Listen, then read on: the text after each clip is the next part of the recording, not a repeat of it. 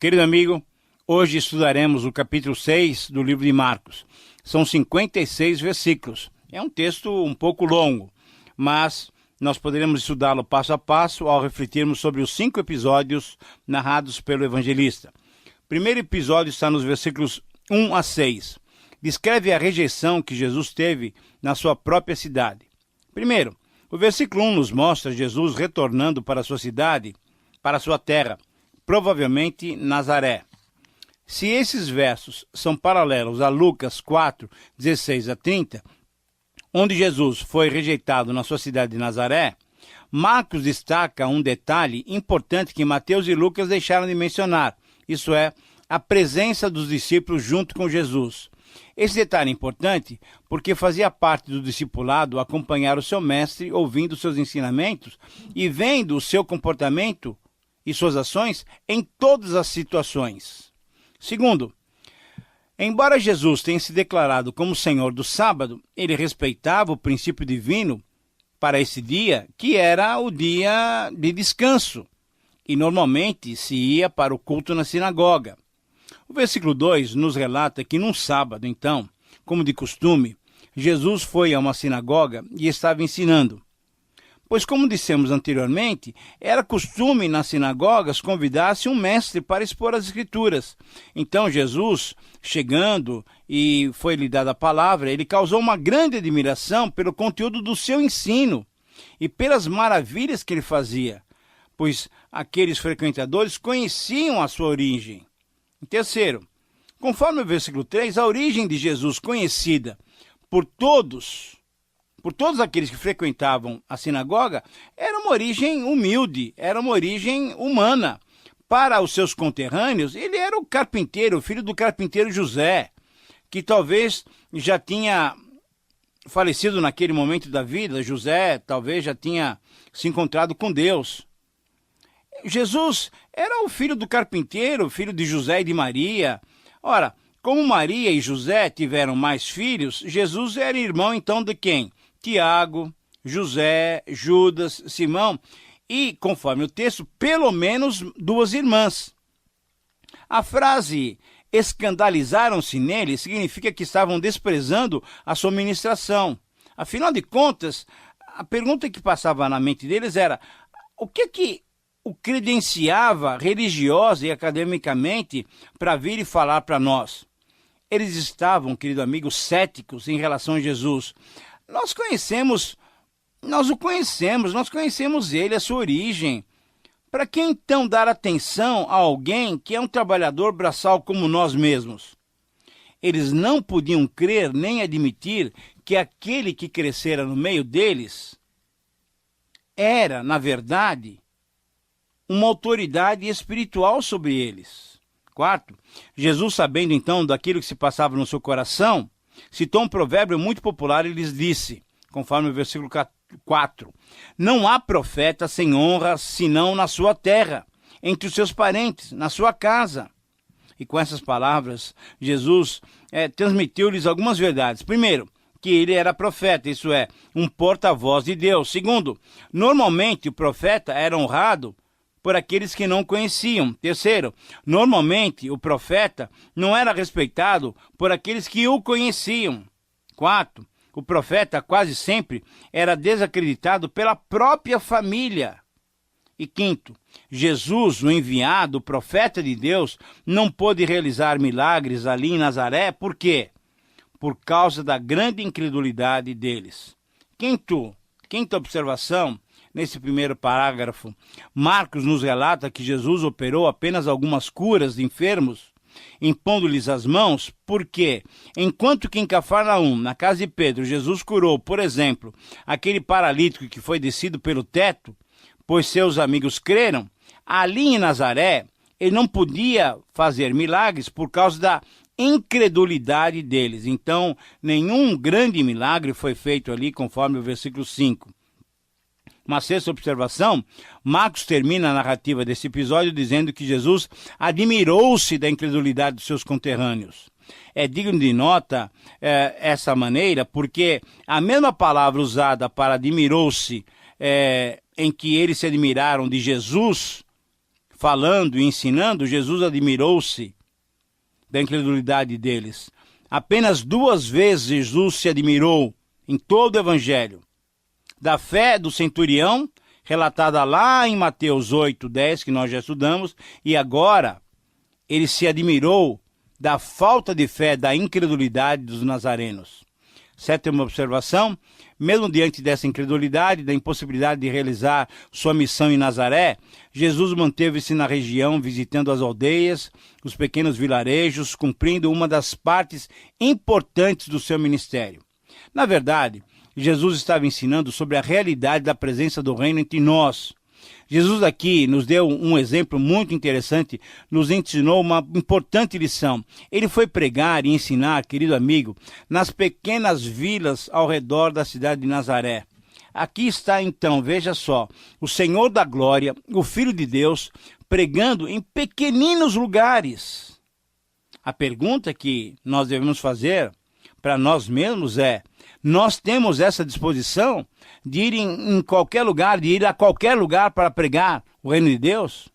Querido amigo, o preconceito, o orgulho, a inveja impediram os nazarenos de aceitarem os ensinos de Jesus, e a incredulidade impediu que Jesus realizasse no seu meio milagres que, por certo, ajudariam muitos.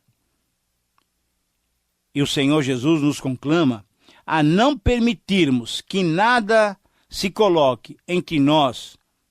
Nada deve se colocar entre você e Jesus.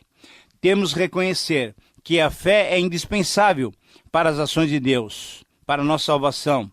Em Isaías 53, o profeta diz o seguinte: quem creu na nossa pregação e a quem foi revelado o braço do Senhor? A fé, a crença, elas vêm pelo ouvir. E ouvir o quê? A palavra de Deus. Onde não há fé, não há salvação. O poder de Deus deixa de manifestar-se onde não há fé, e assim deixamos de receber os benefícios do Senhor. A fé, querido amigo, a fé é o meio pelo qual nós alcançamos tudo aquilo que Deus tem para nos oferecer. O segundo episódio, nos versos 7 a 13, nos mostra Jesus enviando os 12 apóstolos para proclamarem a presença do reino de Deus, e além da proclamação e do ensino, eles teriam autoridade sobre os espíritos imundos, isso é, sobre os demônios, e também poderiam curar os enfermos. Conforme os versículos 8 a 11, os discípulos não deveriam levar nada para o caminho, exceto um bordão, isso é, exceto um cajado. Menciona Jesus 5 itens proibidos, vamos dizer assim. Não deveriam levar pão. Segundo, não deveriam levar alforje, isso é, um saco de dormir. Terceiro, não deveriam levar dinheiro. Quarto, não deveriam levar um par extra de sandália. Quinto, não deveriam também levar uma túnica extra ou uma veste extra que poderia servir como cobertor para se aquecerem à noite. Agora, o que Jesus queria dizer, na verdade, com essas proibições? Será que esse é o padrão para todos aqueles que ministram de modo itinerante? Não, com certeza não. Jesus apenas queria despertar nos discípulos, e quer despertar também em nós, em você, em mim, uma completa confiança em Deus.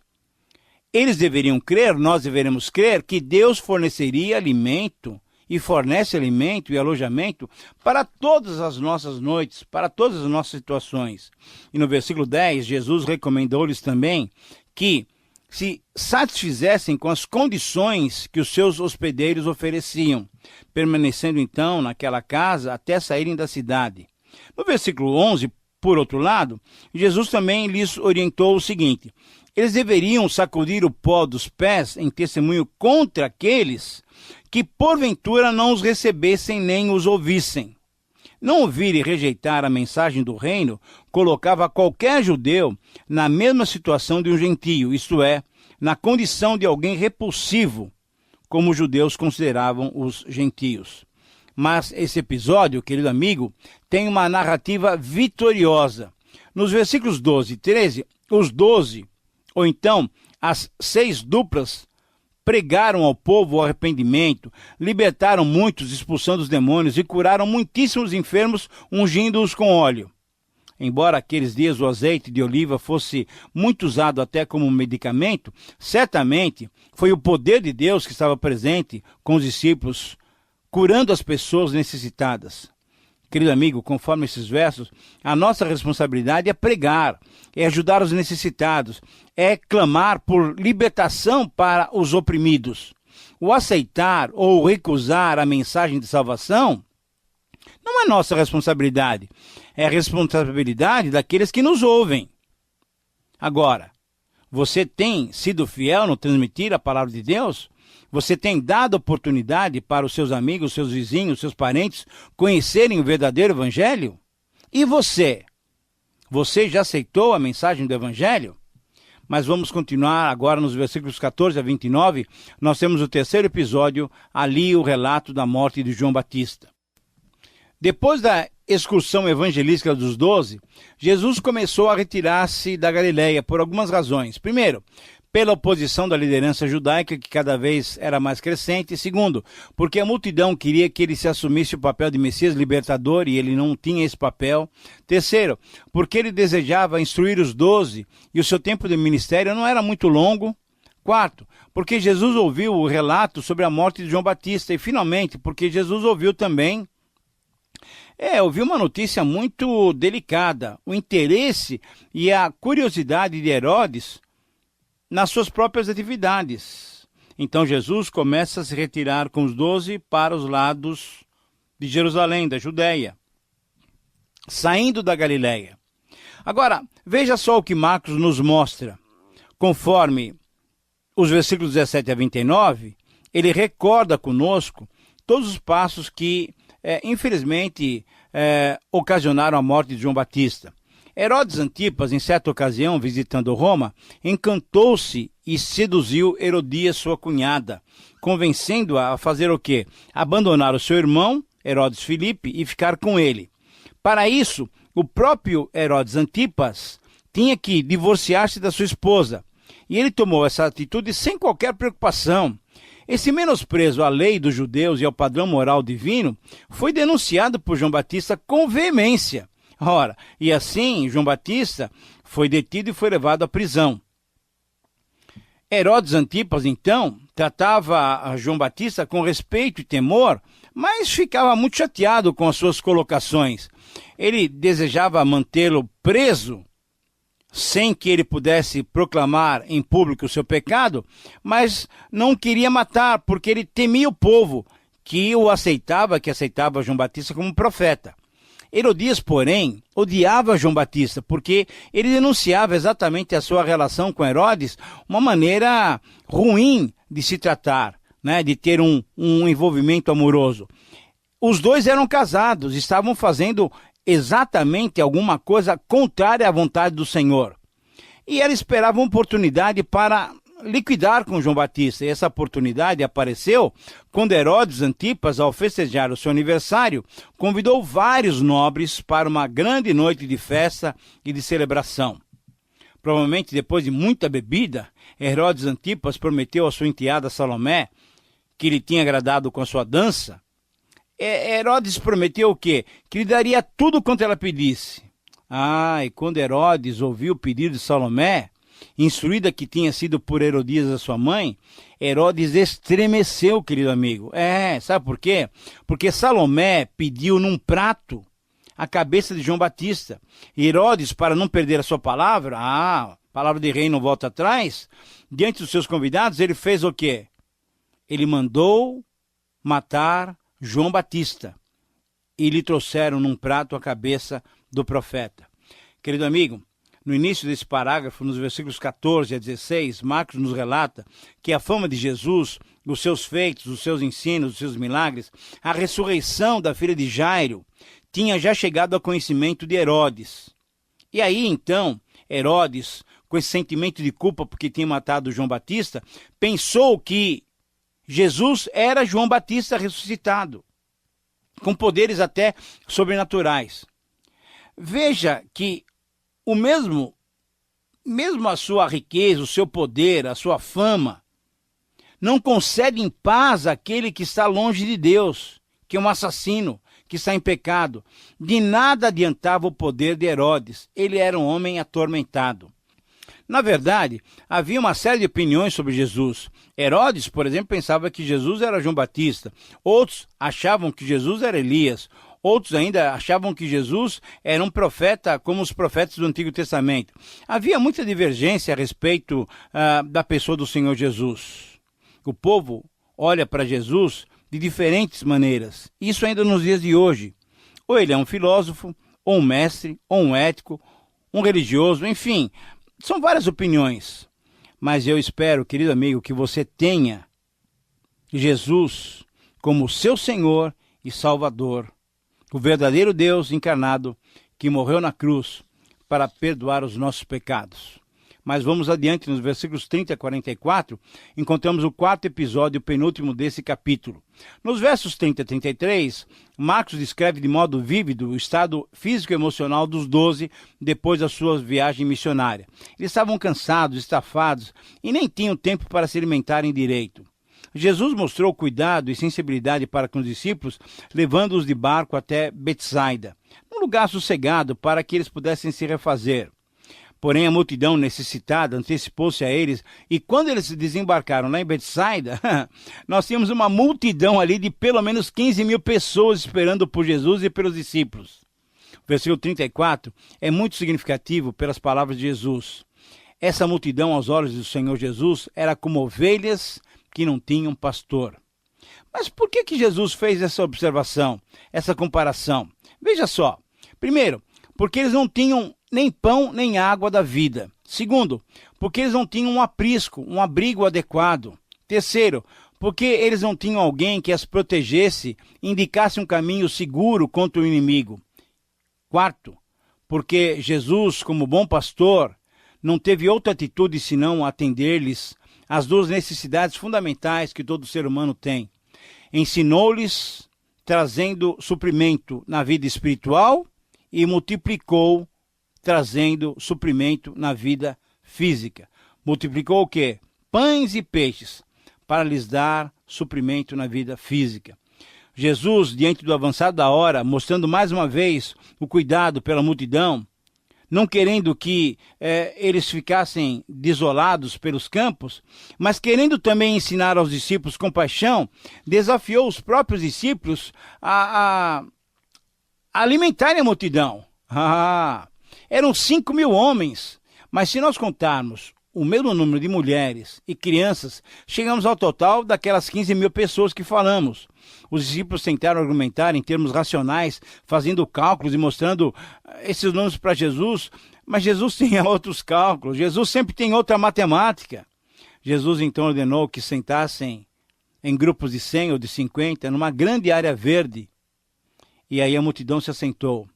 Jesus tomou 5 pães e 2 peixes e, orando, os abençoou e começou a reparti-los. O milagre da multiplicação aconteceu. Querido amigo, a multidão se fartou e foram colhidos depois 12 cestos ainda daquilo que tinha sobrado. Ora, então, além de Jesus saciar a fome daquela multidão, ele demonstrou aos discípulos e demonstra a nós também que não há limites para o seu poder, para o poder de Deus. Parece-nos que Marcos está mostrando quem realmente era Jesus. Os vizinhos o viram apenas como um carpinteiro. A sua família achava que ele era um louco. Herodes achava que ele era João Batista. Outros pensaram que Jesus era Elias. Outros pensaram que Jesus era um outro profeta. Não, mas Marcos quis mostrar que Jesus é Deus, Deus Todo-Poderoso. Querido amigo, quando você enfrentar uma tarefa aparentemente impossível, faça o que você puder fazer, mas ore e coloque a Deus, peça a Deus que realize o impossível dessa tarefa. Deus pode fazer o impossível acontecer. Deus pode fazer o impossível acontecer. Creia nisso, creia nisso. Mas vamos continuar com o texto.